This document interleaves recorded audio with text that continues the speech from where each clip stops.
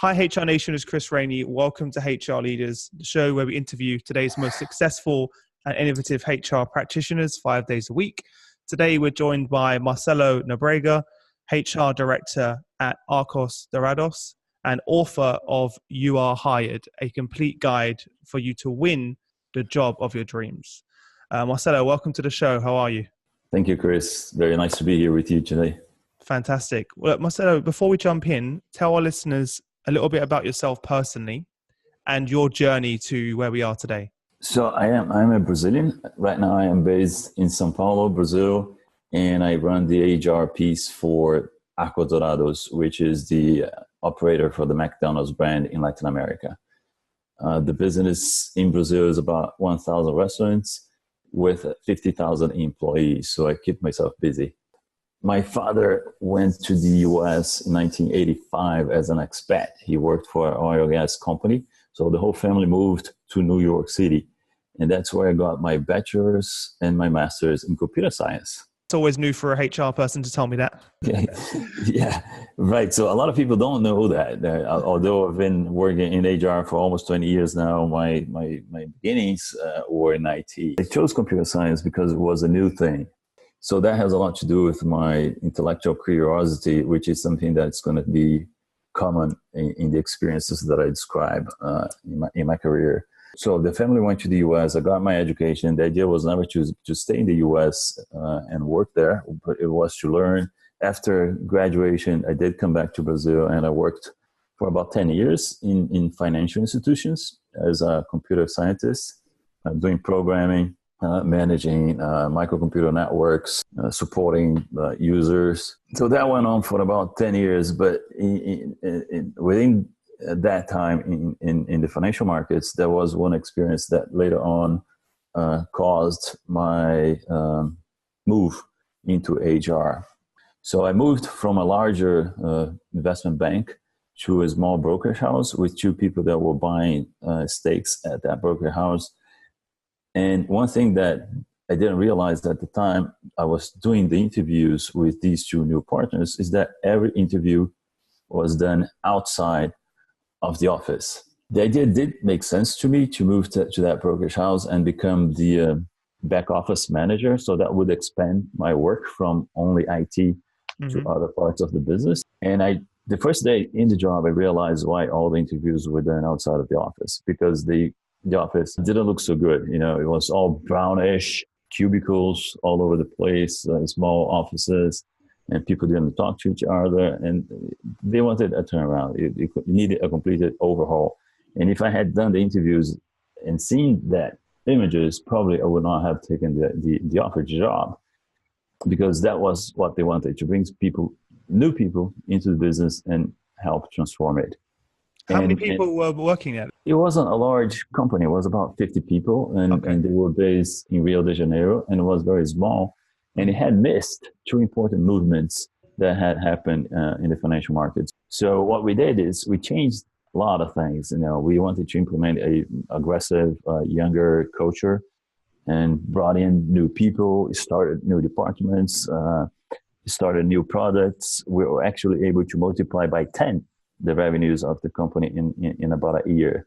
Wow. So that whole cultural transformation, I was one of the main agents with, of course, the two new partners and a few of the other people that we brought in. When did the point come that you were saying that you went from that role to HR? How did that happen? Was it the partners that said to you, look, Marcelo, you're really good at this job, you should lead our HR team? Or like, how did that transition happen? No, it was not immediately like that. I actually had a major failure in that company before I moved and did other things. And it was almost 5 years later that I went into HR. So it's still in this brokerage house. And I was telling you about the dream of becoming a partner and making lots of money. So, but the problem for me at that point is that I was the back office manager. So I was not responsible for revenues. And of course, that's what the partners want. So I moved into trading, which was something that I was not trained for, and I had not studied it, but it was what generated revenue. So I was a commodities trader for a while. And of course, not being prepared for that, had not trained for that. I did not make any money. I actually lost money. In the same business, is that right? Same business, still Okay. Same business, yes. So I was trying to go to the front office and generate business. But it was a big flop. So I lost money and realized that I was trying to do something that I was not prepared for, did not have the talent for, did not like. And so I quit. And I went back into IT. So I did a few other jobs as an IT consultant. At the time that I was working in the financial markets, I got an MBA in finance, which is something else that I think is important, the formal education that we need to do our jobs properly. But anyways, went back to IT. I worked for a couple of companies doing major projects for important companies here in Brazil, outsourcing IT processes. And again, the financial markets lured me back into it, and I became a partner at even smaller asset management firm. But this time it was different because I was a partner from the start.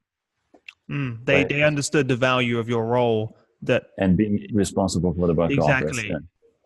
Again, fantastic start, fantastic first year. We had a good amount of funds to manage, good profitability.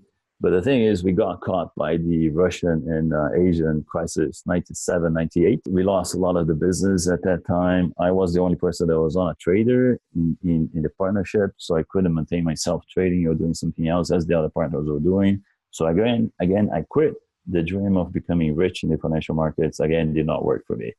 And at this time, I stopped and think, okay, so what it is that I know how to do? I'm an IT person. I had my master's in IT from Columbia University, and I go to the market looking for something new, which is when finally someone saw a smaller company and that it would make sense as an HR person. But not only my experience, but the company had a different drive as well when they were looking for the HR person that they wanted for Brazil. So this was YPF, the Argentinian oil and gas company, which was expanding aggressively internationally. And Brazil, of course, in Latin America, being the major player and the market opening up for foreign investments was a big opportunity for them.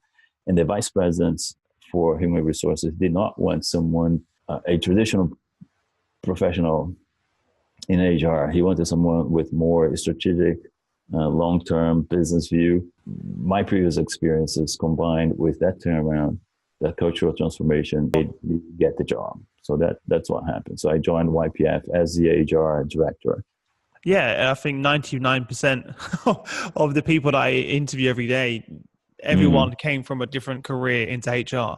There's very, very rarely that I speak to successful HR leaders that planned a career and education around HR, which was a big surprise to me when I first started doing the podcast. I've been doing this a long time, but throughout my career, I never really had asked that question. But I always ask the question on the podcast now, and it's amazing how the most successful leaders that I speak to have such a diverse background, not just one role. Like yourself, they've been in multiple businesses, in multiple positions in organizations. And because of that, they have a better understanding of the business because they've worked in different parts of the organization, whether it's finance, supply chain, production, etc. So before we move on, what were the main lessons that you learned, Marcelo, from those failures in those organizations? One is that I truly value the formal education for anything that I do. So I briefly mentioned that I have a master's in computer science. I always also did the MBA in finance. And this is when I was working in the financial institutions. So I think, we all talk about the 70, 20, and 10% rule for adult education, right? 10% is formal, 20% is coaching, examples, and 70% is hands-on. But I think for that 70% to be successful, you need the 10% of the formal education. You need that robust platform to build on. And so I also got a master's in oil and gas business while I was working for oil and gas companies. And in the meantime, as if I was not busy enough, I got my doctoral degree. Oh, wow. You're full of surprises. So I study a lot. I study a lot. I Yeah. like to study. I like to read. I like to write. So why not get some Uh-huh. certificates for that, for all that It's study, true. Why right? not? Yeah. Yeah. I think that's the mistake that I'm making is I do a lot of studying, but none of it's formalized. Right. So why not get a few? Yeah. So that all that formal Awesome. education, Mhm. and hands on, and trying expanding yourself, your horizons, and trying out new things, uh, creating your own challenges, working with new people, new environments, new companies, new functions. And I think going back to your comment about the HR professionals that you've met, interviewed, and I think it makes for the success of HR professionals, but not only in the field of HR, in every field. If you have that Of course. versatility, right, you're building, having all that differentiation in your experiences helps you build versatility and adaptability, which I think is You crucial have to have. today more than ever. Yeah. And I completely agree. And especially as a HR leader now, the current state is just constant change. And you were quite lucky in the sense, Marcelo, that your experience and skill set is now becoming even more relevant in HR. When you talk Mm-hmm. about machine learning, artificial intelligence, predictive, prescriptive analytics, etc., there's a whole new world for HR at the moment. So it's very rare that we have people like yourself with that background. So that again, that skill set's coming through is going to be. I'm sure you're right now. You're finding that very valuable. Is spot on. And I talk to my peers and my friends, and I'd say, this is like Disney World for me. It's my true world. Everyone It's my else is true. panicking, but you're fine. I'm no, I'm actually happier than anyone else here. This is a fantastic environment for me. My Yeah, my two worlds are converging right now, HR and IT. it's You true. know, it's like I'm a kid again. And recently, I went to the Silicon Valley. Did one of these missions and visited VCs, venture capital companies, and startups, HR techs. And I was the first person in the group to get to the rooms. I was the one most talkative and making the most questions, and I did not want to leave. During the breaks, I would go to the presenters and talk to them. And my peers, they came to me and said, "God, you were like a kid. Come on, how You're you like, were the guy finally. that was, yeah, you were enjoying this so much. Wow." And Yeah. true, very true, very true. And this is something that I'm doing on my day-to-day job. I'm looking for new solutions and speaking to HR techs and seeing what I can apply to my business, to leverage HR function, to leverage their employee experience and all that. And there is a lot of good stuff happening out there. Yeah. Well, based on your knowledge and experience then, Marcelo, in this space, what advice would you give to all of the other HR leaders out there that unfortunately don't have your experience and your insight, who are just starting to upskill themselves and personally develop in this new area as HR converges with IT? What advice would you give them? So you don't need to be an IT expert. You need to have a good team. A team that complements you. So a multifunctional team with diverse background, diverse expertise, and you can all rely on each other and be mutually committed to everyone's success. But the thing is, go out there, get out there, and go interact with HR techs and startups, especially because it's a different set of skills that these entrepreneurs are bringing to the market. It's fantastic to see how these companies both compete and collaborate. Different mindset altogether. Not only starting a business off of nothing, but how they work, how they approach you commercially, how they cooperate among themselves, and at the same time are competing. So get into the mind of the entrepreneurs, another interesting experience. So get out there, talk to these people, invite them to showcase their products and services. There are many companies that are actually specialized now in linking established businesses with the startups, doing like that TV show Shark Tank. Mm-hmm. Yeah. Some people hold sessions like that where you are exposed to several startups in one afternoon, and you're able to talk to different people. So get out there, jump at the deep end of the pool. It's very interesting, right? Because I never thought about it the way you just said it, because these guys are building businesses as well whilst trying to sell their products. A lot of them are startups, like you said. So it must be very Mm-hmm. interesting as a HR leader to see not only their products, but also their growth. People like me have so much experience and insights and can contribute a lot of these to these people. And this is something that I find and go through myself. There has been one moment, I'll describe it briefly, where one of these young people was pitching his business to me. And I was making questions and suggestions and recommendations and explaining to him why his commercial proposal did not work for me, but it could work for someone else. That at one point he closed his notebook where he was making his presentation, PowerPoint presentation, I don't know, and said, so, instead of a client, I think I want you as my mentor. A lot of these guys are incredible at their product, but they don't understand the business, or they don't understand the industry, and they don't have the insight and the knowledge.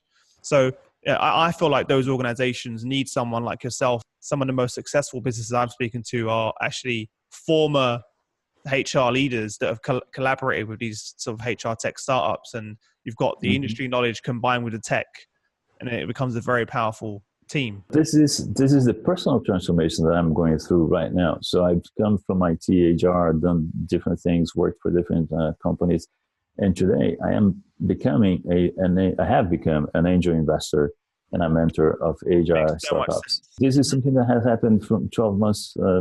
12 months ago, I was the HR director of Archos, Dorados, and that was it. So, and today, I have a lot more fun day with different roles. But it's fun for you, right? Because what's amazing is you're investing, but you're very informed. So, you're an angel investor, but you understand the commerciality behind it. You understand you understand the customer perspective because you are the customer, and you understand the technical elements because that's your background. So exactly. It couldn't be a better investment strategy for you with your knowledge and experience, right? It's like everything that I've done is converging right now into this new room. Exactly. Yeah. What's going to happen is when I post this on LinkedIn, you're going to get all of these HR tech startups emailing you and messaging you. So I'm warning you now, Marcelo. And it's funny because they come to me with one of the problems that they come to me with is they can't sell their product. So they'll come to me and say, Chris, I've got this amazing new tool, but we have no idea how to actually speak to these HR leaders. And you do, because I speak to people like yourself every single day. So it's so funny. Whereas on my end, I have the opposite problem. I've always thought about starting my own HR tech company because I have I have the network, I have the contacts. I know pretty much every HR leader from all of the global brands. I've been doing this for a long, long time, but I don't have the technical knowledge. But I do have the sales and business development experience to make those introductions and to sell those products. So it's interesting how we all bring something to the table. Yeah, exactly. Yeah. It's funny how we all bring separate things to the table. You realize your strengths and are always other people's weaknesses and vice versa. Before we get off topic, Marcelo, because we spoke before we jumped on the show and you was talking about your current challenge in the organization you was talking to me about communicating to the new generation coming through into the workforce. Can you talk about what you mean by that and share some of what you're currently doing to engage with this new workforce that's coming into the business? McDonald's first job experience, right? For thousands of people global-wide. So before we quickly went over a few of my work experiences before. So I was working in multinational companies, highly skilled businesses, multinational environment, international environment in the offices. At one place, for example, we spoke English in the office, although we were based here in and I come into McDonald's, and these are kids from 18 to 20 years of age getting their first job, little experience, previous experience, if any. So they don't know what work is. They don't know what their first ever job. Yeah, a lot of my friends, their first ever job was in McDonald's too.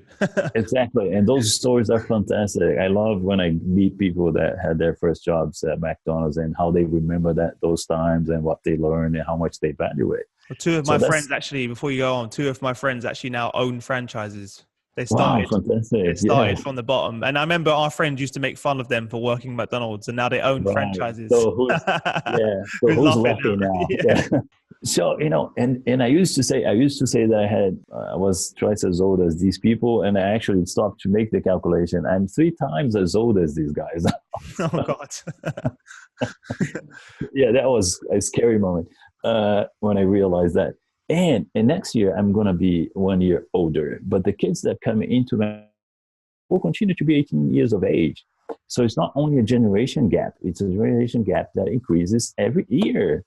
So it's going to be harder and harder for me to understand the perspectives of these young kids that are coming into the labor market, and they want to be successful and they want to be trained. They sort of want that certificate, McDonald's. That says a lot when they go for their second job.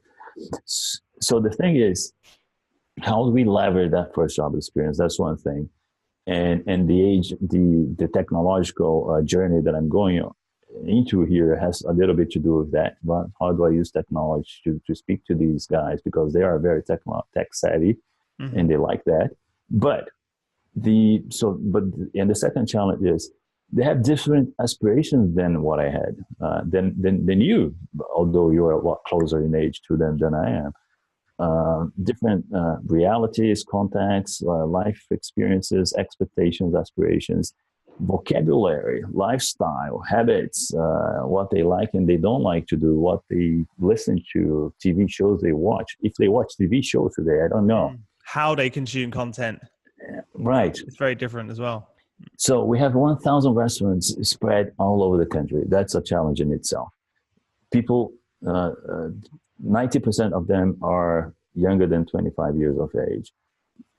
So how do I get to them? How do I speak to them? That's the big challenge here.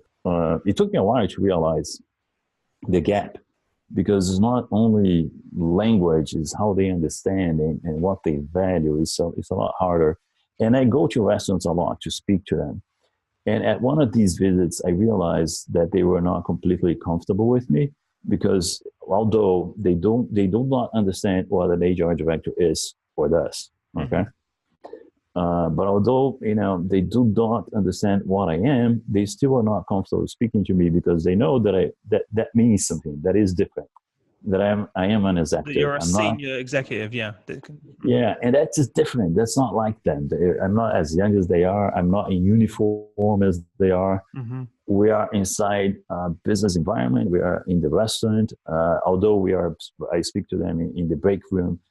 It's sort of their environment. It's not really their environment. So at one point, I realized, so these kids are not completely comfortable with me. So where is it that I can go to speak to them and have them be themselves? So I started visiting them at their homes, at their place. Interesting. Yes. I wasn't expecting that. At their homes, yes, at their place of leisure, and where they're most comfortable, right? Where they're most comfortable. It's their environment. They manage it. They own it. It's theirs. So I go and visit them and have breakfast with them. And I sit at their living rooms and watch TV shows with them. Listen to their music. And then I take the public transportation. I take the metro. I take the bus with them.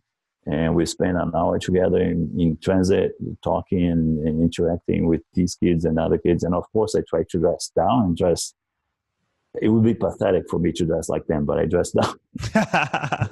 And that's when they are themselves. And that's when I started understanding what a first job experience really is. Or, they really do not know how benefits work. A health plan, for example, they don't know how it works. Genuinely, they don't know how it works because they never had one. We assume they know what that means, but they've never had it, so why would they? Exactly. And their whole previous experience with health is different. So there is a huge road there for them to learn not only about health benefits, but every other benefit that we offer, and their paycheck, what each line means on it. So it's different. So it's not only but it's not only the content, also the way to speak to them and the language that we use. And they have, of course, they have a completely different language, right? So that's the thing. That's my main challenge now. How do I communicate with these people, truly communicate in a way that they will learn and understand what we want to communicate? So what was the biggest surprise in the feedback that they gave you? The biggest surprise was how little they understood the whole benefits package that we offer them. That was that was it. And we used to be very proud of offering a dental plan, a health plan, and that's a big deal. Yeah, that's a big deal. Everything's a big deal. And the concept, the misunderstanding that the executives had in the office was, so these people don't use the health plan because they don't need, because they are young. No, it's because No, they didn't know about it. exactly. Totally off the point. Totally off So the point. that's a perfect example where your data is misleading, completely misleading, right? Because sometimes Exactly. if you just looked at the data and you didn't have those conversations, you'd be like, why are we spending all of this money on this on this plan or this, for these guys, and I'm not even using it. But it was really because of a lack of training and communication. And besides paying for the plan, we were paying a lot of money in communications. In communication efforts that were off the mark completely. So, what did you do then to change the approach to how information is delivered? Then, how did that change for this new generation? Work in progress. It's work in progress, but we're going towards a Netflix kind of platform with short videos. Amazing. Yes, and there is, I think it doesn't run anymore, and so this is you're gonna see how the generation gap is important. I think there is a show, or used to be a show in the US, TV show, I Hate Chris. Yeah, I know that. You know that one. My name is Chris, so yeah, there are times I know, but I know. Yeah. Any connections there? Yeah, there is one. So it's a show. I do remember this show. I have not watched it recently, but it's an analogy that they have made. So they kind of live their lives like Chris, like everyone in the world hates them, or things go wrong for them very often. Mm-hmm. So it's a show that it has not been updated in so many years, but they like it, and they sort of use that language. So that's what we're working on right now. We're cooking something like, it's going to be a series of short videos using people like Chris, using our own staff from the restaurants, so that they communicate the health plan with their language, And probably, I love that because it's from them. It's from people that do their job, look like them, sound like them. They can relate to them, and it's going to be in a platform which is the new generation, how they consume content, mobile first, video. It's actually how they normally consume content anyway, whether it's Netflix or Amazon Prime or Amazon Video, etc. So I think sounds amazing. It will have to be an app. It will have to be mobile and very agile, short message, their language, them doing it. And the care that I have to take here is for me not to interfere too much. Yeah. Because I'll try to give them the right solution, right? And it's not going to work. No, because it's what you think they want, as opposed to this is the reason you're in this position in the first place. I know I know what I don't know. Yeah, exactly. You don't know what you don't know, right? And the funny thing is as well, I'm doing the same thing right now, Marcelo, for the new generation of HR. So in a few weeks' time, I'm launching the Netflix of HR. Oh, right. Yeah. So I've already built and developed the app. I must have a look at that. I'll send it over to you. I'm building it right now. I'm just sort of indexing all of the content into there, and it's literally exactly the same as Netflix. And instead of having movies, documentaries, a comedy, it just has HR, leadership, culture, and then content from all of the interviews, from all of the workshops that we've done.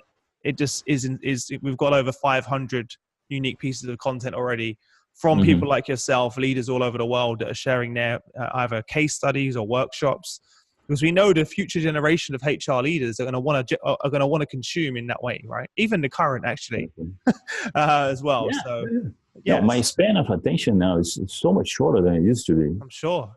I'm somehow, or maybe this is a Peter Pan syndrome. I don't know, but it's because Marcelo, I think that we are now bombarded. Technology is both a positive and a negative. The positive is that the content is there on demand when you need it at your fingertips. The negative is there's too much, so you don't know where to look. There's too many news feeds. There's too many Netflix apps. There's too many WhatsApps. There's so much coming at you. I've recently had to sort of cut down the amount of content I consume, because otherwise I never get anything done. So I've stopped using Facebook, for example. I've stopped using other certain apps. I only use 2 or 3 apps at any time. Otherwise, it's just too much content. So I just went through the same thing. I was in too many WhatsApp groups, and and real life group as well. And Yeah, I got out of a lot of these things because it just doesn't work. Yeah. it's great, but it's almost too fast. The content's coming at people too quickly. And it's the same with our audience. So, as you know, you're part of our analytics virtual series, is that the HR leaders that we speak to, their email inbox is bombarded with events, people trying to sell them products, HR technology companies, obviously. They're pushed. They're same with their LinkedIn now. They're constantly getting messages on LinkedIn. It's too much. So we could make a living participating in events. Yeah, you could do one every day, right? Exactly. And that's a challenge for us because that's obviously how we make money as a business. We put together our HR innovation workshops. So we're having to now be creative in the way that we communicate to HR leaders out there. And it can't just be one approach. It has to be multiple approaches because we know otherwise we're just going to be in that same noise with everyone else as well. So look, Marcelo, before we wrap up, I'm going to jump into the quick fire round. So this is where I'm going to ask you 5 questions and you have no longer than 30 seconds to give us some amazing answers. Are you ready? You did not prepare me for this. Okay. Everyone, that's why it's a quick fire round. No one's prepared for it, Marcelo. So is that right? They're not too hard. So the first question is, what was the number one thing that was holding you back from becoming a senior HR leader? Fear of success. Fantastic. What's the best piece of business advice that you received? I'm going back to my university days here. It was a visiting professor. And so he did not have to do this, but he took the time to speak to every student in the class. And the thing is, if you don't have a goal, it doesn't matter where you get. You will never know that you got there. So have your goals. What's one book that you recommend to our audience and why? Exponential Organizations. It has a lot to do with what we've been speaking now, how to reinvent yourself in this new world. Could you share some internet resources that you use to stay up to date with current events? Well, I use LinkedIn a lot. I think everyone does now. I think from now on, I just have to insert LinkedIn after this question because 90% of people just say LinkedIn, but it is such a great tool, right? So why not have it in there? And then lastly, what's one thing about your business where you are right now that you're most excited about? I want to be the best first job experience in Brazil. That's what I'm working on. That's what's happening, and so excited about that and all the feedback that I get from the young kids that go on to have different careers outside of McDonald's, and the ones that choose to stay, how they feel accepted and themselves working for us. Fantastic. Well, I love the fact that you took time to go and meet them. Not only meet them in where they are most comfortable, but to go on their journey with them from their home to their workplace to really get an understanding of what it feels like to be there. I definitely encourage many other HR leaders to step out of the office and go to the ground level and experience it from their perspective as well. Those are great moments. Yeah, you learn a lot. Yeah, because you can read it. You can read the Excel spreadsheet and you can look at the data and you can get the feedback from the managers. But it's very different when you go and actually step away from the office and spend time with them. So, look, Marcelo, thank you again for taking the time to join us. Last question before we wrap up: if there's one piece of parting guidance you can give to other HR leaders out there, what would that be? And also, what's the best way to get in contact with you if our listeners have any questions and want to reach out to you? Okay. The best way to get in touch with me is through LinkedIn. Yeah. What else? Right? What else? Yes. Yeah. So write me in the LinkedIn inbox, and I'm very good answering my messages and all that. And the thing is, so for HR professionals, my advice is know the business and know your people. Yeah. And get out there, get out of the office. Speak to clients, consumers. Take a look at competitors and talk to the people that work for your company and learn from them and use that to leverage the power that you have. Fantastic. Well, look, thank you again, Marcelo, for sharing your journey and experience with our listeners. I know they'll be a lot better off for it. So thank you for that. So guys, head over to hrleaders.com. There you'll find all of the show notes from the episode. Everything that we've been talking about with Marcelo will be linked on the website for you. Marcelo, thank you again for sharing the journey, and I wish you all the best until we next speak.